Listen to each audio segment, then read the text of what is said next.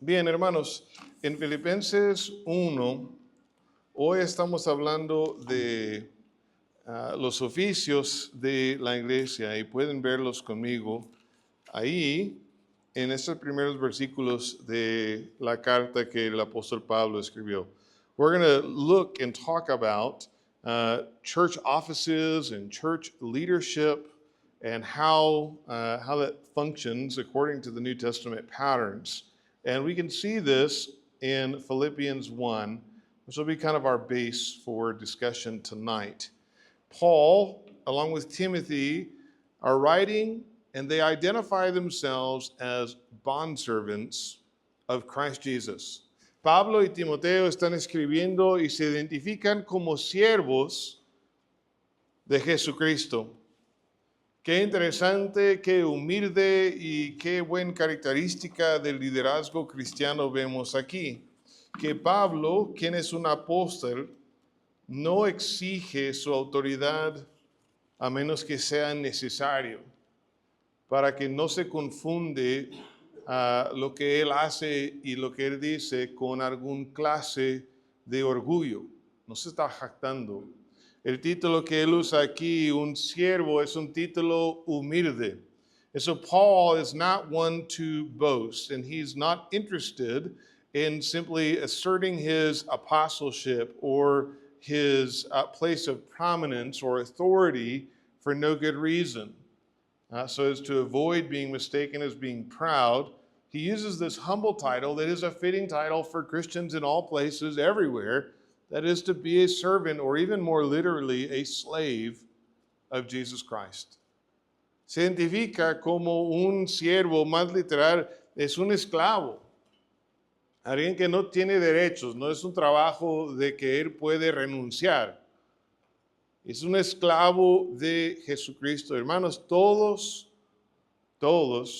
debemos poder identificarnos así, siervos del Señor Jesucristo, si somos cristianos. And every Christian should be able to, in some way, identify with this title. We are slaves of Jesus Christ. He is our boss. To proclaim that Jesus is your Lord is to submit yourself to Him and in service to Him. Declarar que Cristo es tu Señor es entonces someterte a su servicio. Eso es común a todos los cristianos. Y mira cómo identifica a los de la iglesia, título que se aplica a todos también. Se escribe a todos los santos en Cristo Jesús. This is written to all the saints in Jesus Christ. This is an appropriate title, again, for all Christians. I think I mentioned it last week, it's a week or so ago, that the Vatican canonized the first millennial saint, apparently. Well, that is not the way the Bible is using the term saint. Hace una semana o algo así, el Vaticano, el Papa, hicieron santo oficialmente al primero de la generación de los mileniales, según. Pero hermanos, así no se utiliza la palabra santo en la Biblia. En la tradición de nuestros amigos católicos, un santo es alguien que es como un supercatólico, a otro nivel. Right? So in the terminology of our Catholic friends, to be a saint is to be sort of a super Catholic, right? High level. Not everybody reaches that. That's the way it's commonly used. And yet, in the Bible, all Christians are called saints. Pero en la Biblia, todos los cristianos son llamados santos. What does that mean? ¿Pero qué significa eso? Ser santo es ser apartado. To be holy is to be set apart. Set apart for the service of God. Apartado para el servicio del Señor.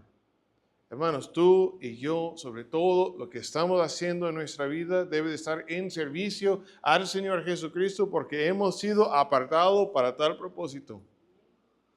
Si es que tú eres mamá que quedas en casa, si es que tú eres un trabajador en construcción o maestro en la escuela o lo que sea, pastor, asistente en la tienda, lo que sea.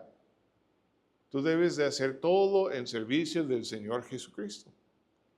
So all of us are called to be servants of the Lord Jesus. We have been set apart for that very service. Whether you are a stay-at-home mom, or you're a teacher, or you're a pastor, or a construction worker, or you work as a clerk at a store, you are called to do all that you do in service to the Lord Jesus Christ because you've been set apart for Him. Now, not just anybody can serve in the presence of God. No cualquier persona puede servir en la presencia del Señor. Ser apartado incluye también ser purificado y equipado para la tarea.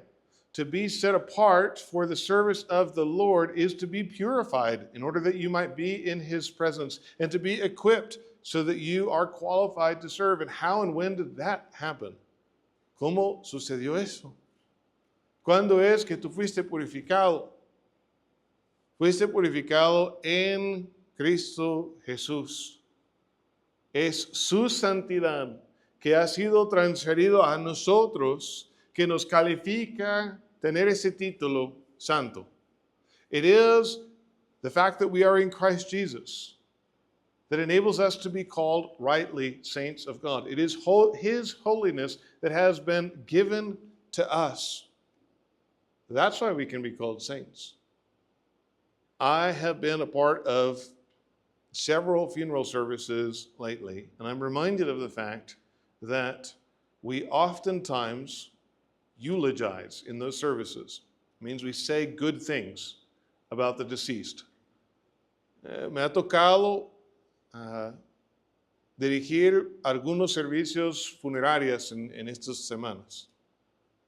Y me doy cuenta que pues, es la tradición que tenemos, siempre dar un eulogy, no sé cómo se dice en español, pero es hablar bien de tal persona que ya no está con nosotros.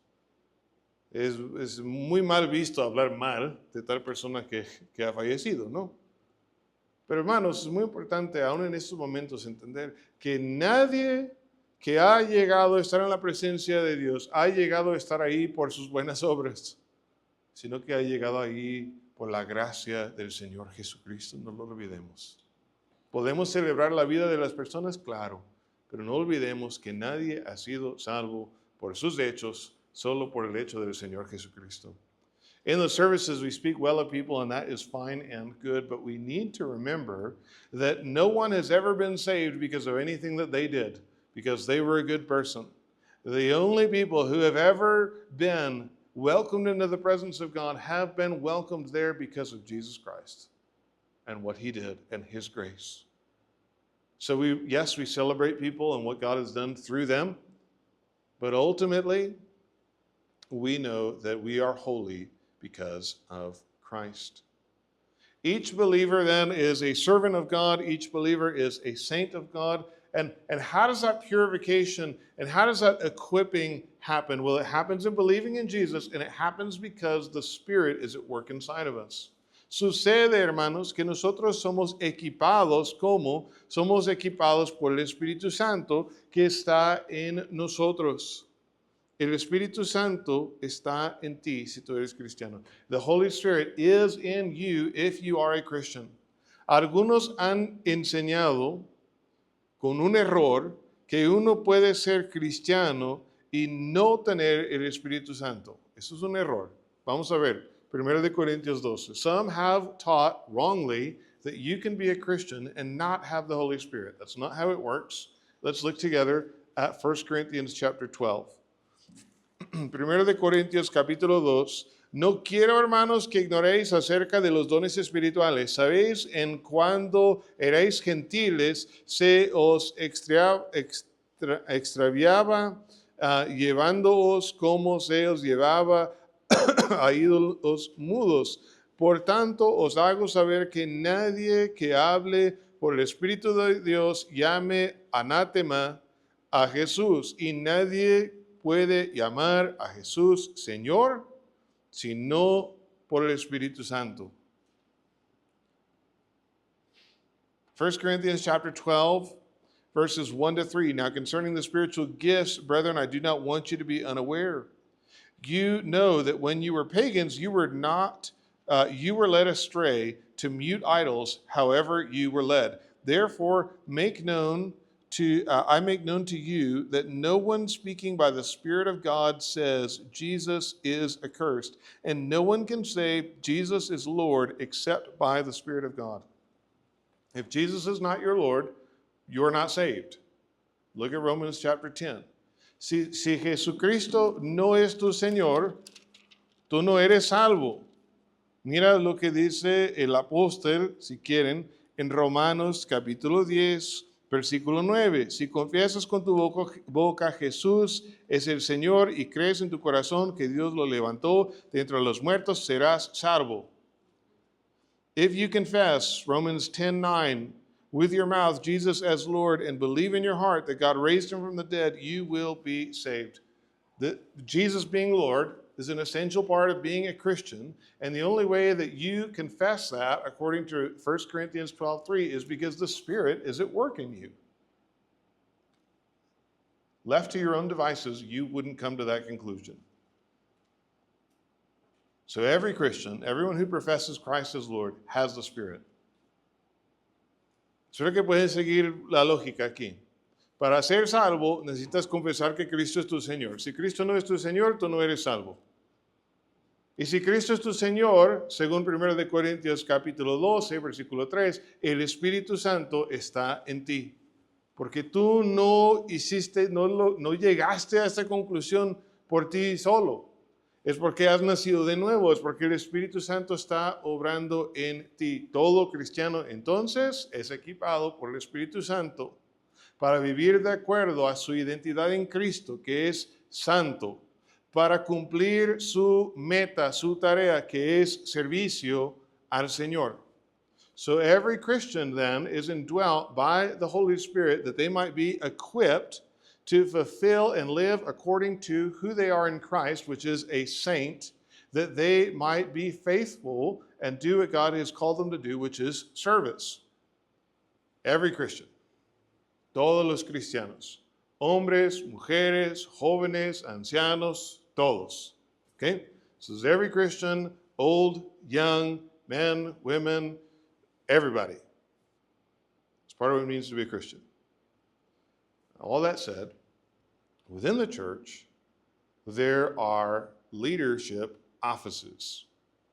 There are certain functions that are normative in churches that not everybody is called to.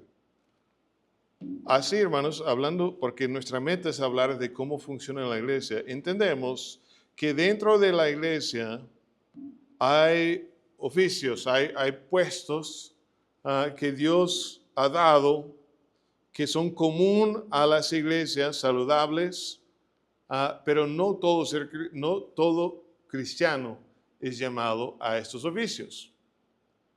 So not every Christian is called to these. Notice who else is addressed by Paul back in Philippians 1. Nota quién más se hace referencia en Filipenses 1:1.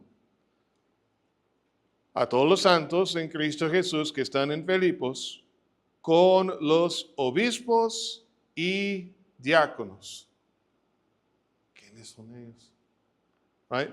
Together with the overseers and the deacons, or the bishops and the deacons. Who are those guys? Nuestros amigos católicos usan estos términos. Un obispo es alguien que está a cargo de una región, ¿verdad? Y luego está el arzobispo, que está sobre una región más grande, el cardenal, una región más grande, y luego está el papa. Pero hermanos, de eso no se habla nada en la Biblia. Obispo es supervisor, lo que significa. Si es un sitio de construcción, podríamos llamar al encargado de los demás albañiles el obispo, es el supervisor. To be a bishop is to be an overseer or to be a supervisor. So if you go to a construction site and the guy who's the foreman on the job, he's in charge of the workers, he's the supervisor, we could call him the bishop, although he probably would think that was pretty weird.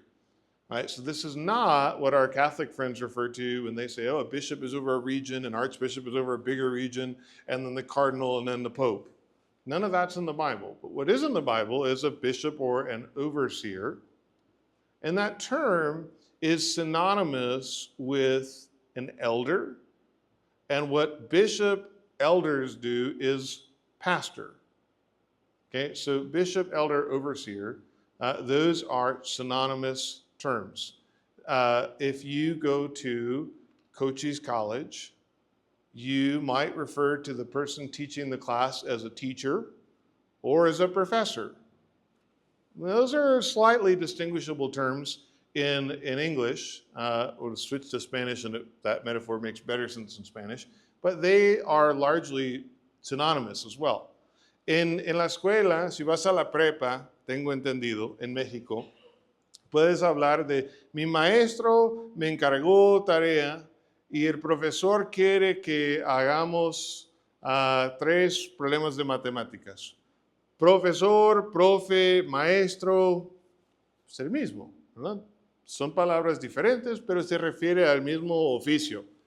Bien, igual anciano y obispo y pastor en el Nuevo Testamento. Por causa del tiempo, veremos un ejemplo nada más. Vayan conmigo al libro de Hechos,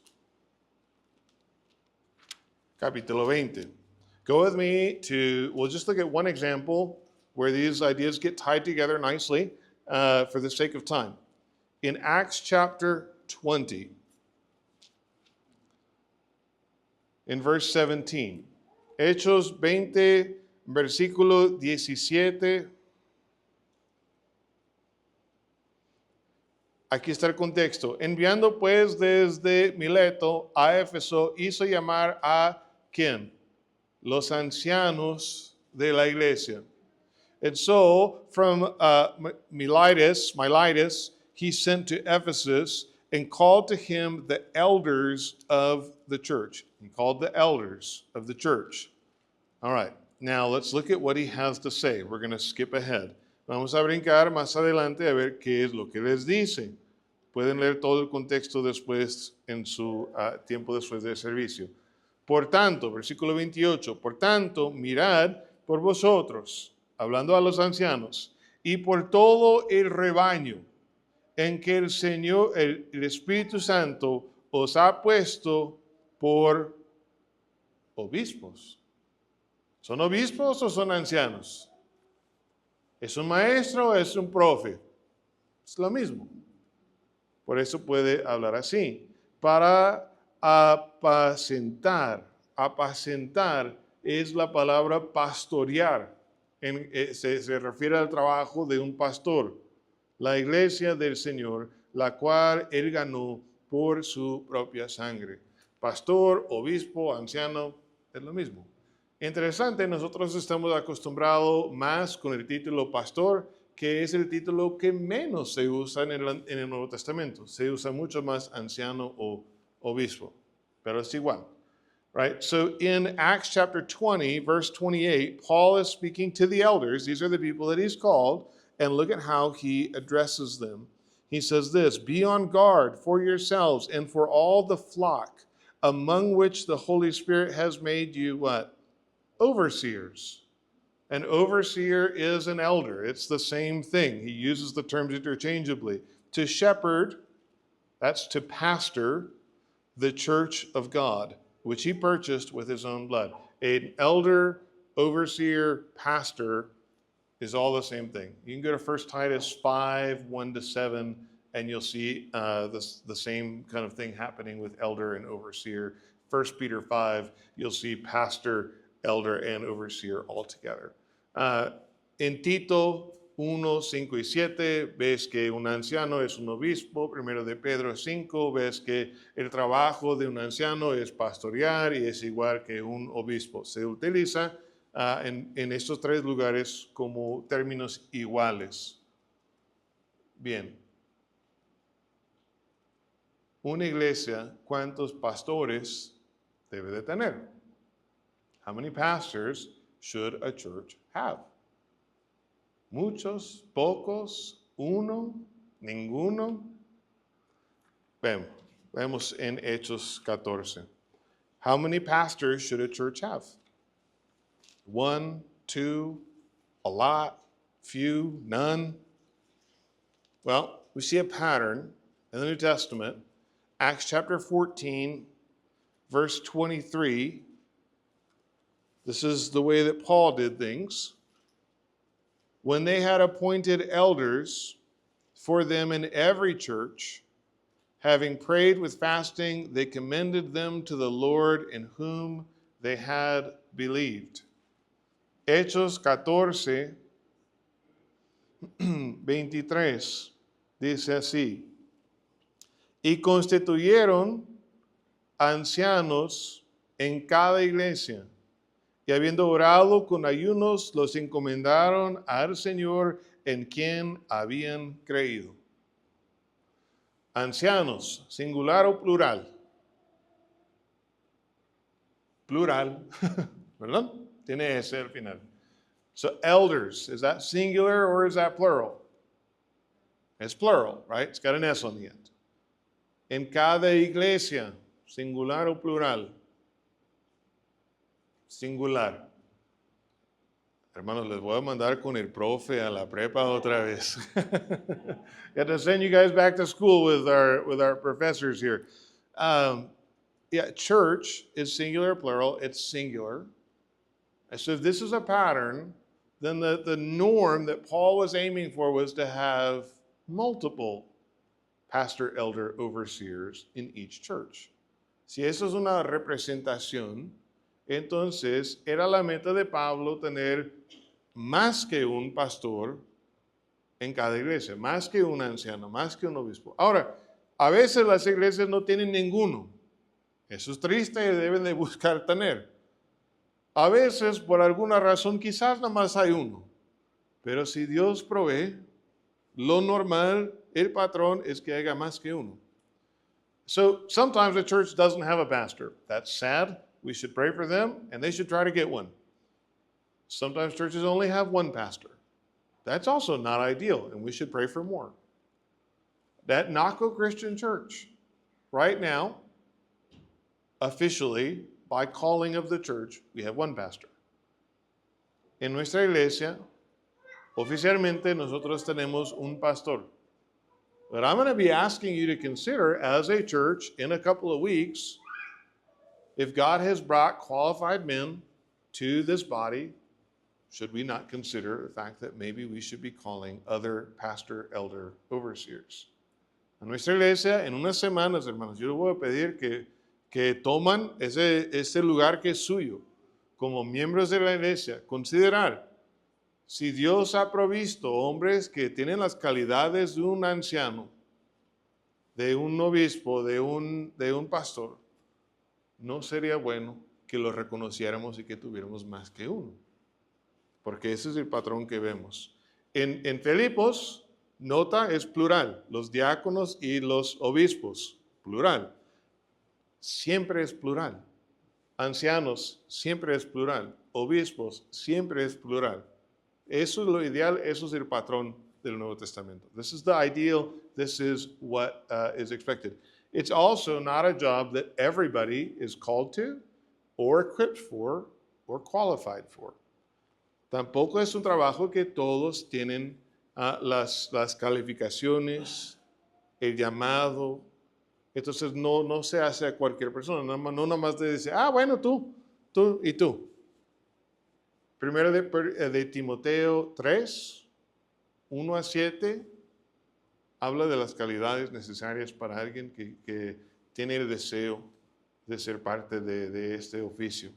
1 Timothy chapter 3, verses 1-7, list out the requirements, the character qualifications. It's not about studies, it's not about anything like that. It's all about character that we should expect for someone who would be an overseer in a church. Now, there's a lot more to say, but deacons are the complementary church office. Los diáconos son el lado que complementa al liderazgo de los ancianos. Y sus requisitos, los requisitos, las calidades necesarias también se encuentran en el 1 de Timoteo, pero comenzando en capítulo 3, versículo 8.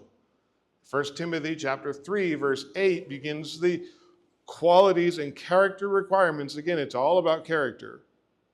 that deacons need to have. This is the complementary office in the New Testament. Un anciano es un supervisor espiritual, es un pastor espiritual que tiene que guardar la sana doctrina. Si tú sigues leyendo en Hechos 20, tiene que cuidar el rebaño del Señor contra los lobos feroces que son falsos maestros. The job of a pastor, teacher, elder, overseer is to protect the flock of God in regard to doctrine. If you keep reading in Acts chapter 20, verse 29, they are to be on guard against the ferocious wolves who are false teachers. Titus makes clear that doctrine is important. The only major difference between the qualifications of an elder and a deacon is that an elder has to be able to teach. La única diferencia entre las calidades necesarias para un anciano y un diácono es que el anciano tiene que poder enseñar y el diácono no. Los diáconos sirven en las cosas prácticas de la iglesia, se encargan de las cosas prácticas. ¿A qué se refiere? Lo económico, limpieza, arreglar cosas, ayudar. En Hechos 6, ayudan con el repartir de la comida. Esas son las cosas que hacen los diáconos. So, deacons seem to be more practically oriented. They would do things in a church like finances, like taking care of a building, cleaning. In Acts chapter 6, which is the only real tangible example we get, what they're doing is they're in charge of the practical ministry of distributing food so that the apostles can dedicate themselves to teaching and prayer. So these are the two offices that ideally New Testament churches have and that we should be praying for in our own congregation. Esos son los dos oficios que el Nuevo Testamento menciona y que debemos estar buscando tener si Dios provee en nuestra propia iglesia. So what I want you to know and to do. ¿Qué es lo que yo quiero que sepan y qué es lo que quiero que hacemos? First of all, understand that while not everybody is called to be a pastor or a deacon, everybody is called to serve the Lord. That's fundamental, and that is for all of us. Quiero que entendemos que todos somos llamados a servir al Señor. Aunque no todos somos llamados a ser pastores ni diáconos, todos somos llamados a servir. De hecho, los que son pastores y los que son diáconos, la iglesia no los hace, la iglesia los reconoce. Ellos miran a su manera de servir y dicen, este hombre es llamado para tal cosa. Y cuando lo reconocen, hacen lo que la Biblia llama la imposición de manos y oran por él y se hace algo formal. So a church doesn't make pastors or deacons. Churches recognize them. So as people serve, a church looks around and goes, that guy is doing the thing. And what they do when that happens in the New Testament consistently, when the church puts somebody in a place because they recognize that that's their calling, they lay hands on them and they pray for them. And that's what we would call today, oftentimes, ordination. I'll be asking again for you to think about this. Who has the Lord put in our church? We're here. We're trying to be a congregation. We're trying to say, let's acknowledge who's part of the congregation through membership. But then let's also pursue biblical leadership using Bible terms. Elder, pastor, overseer, deacon. Who has God put here? And so that we can enable people to use the gifts God has given them to serve the way He's called them to. And as we do that, we'll become a healthier body and God will continue to work and grow this church. Como iglesia, entonces la meta que tenemos es, hermanos, que todos servimos como debemos. Todos tenemos un don. Todos debemos utilizar ese don. Y vamos a tratar de funcionar como la iglesia en el Nuevo Testamento, reconociendo quién es parte de la congregación y esperando de ellos que ayuden a reconocer a los líderes que Dios ha equipado, que Dios ha llamado para a darles el lugar, reconocer que tienen el don para oficialmente darles el lugar para que la iglesia funcione como debe, para que seamos fuertes y saludables, para que alcancemos la meta y la misión que Dios nos ha dado. Hermanos, todos son llamados a servir. Oren conmigo para que como iglesia reconocemos a los líderes tal como Dios ha designado con el patrón que vemos en el Nuevo Testamento. Amén. So I challenge to you is recognize you're called to serve. Do that. And then pray with me that the Lord would lead us to recognize the men that He's equipped and called to fit these leadership roles that we see in the biblical pattern for how a church ought to function. Hermanos, en todo liderazgo, en toda la vida cristiana se trata de servir. ¿Y quién es nuestro ejemplo en esto? El Señor Jesucristo, quien vino a servir. Amén. Y hasta dio su vida por nosotros. Es muy importante cuando hablamos de liderazgo que no se infla la cabeza de nadie, que no llegamos a ser orgullosos. Todos dependemos de la gracia del Señor. Amén. La gracia del Señor que fue demostrado por nosotros en la cruz del Señor Jesucristo. Lo que recordemos en tomar la cena del Señor. So important as we think about leadership, also pray against this, that none of us allow our heads to get big or inflated.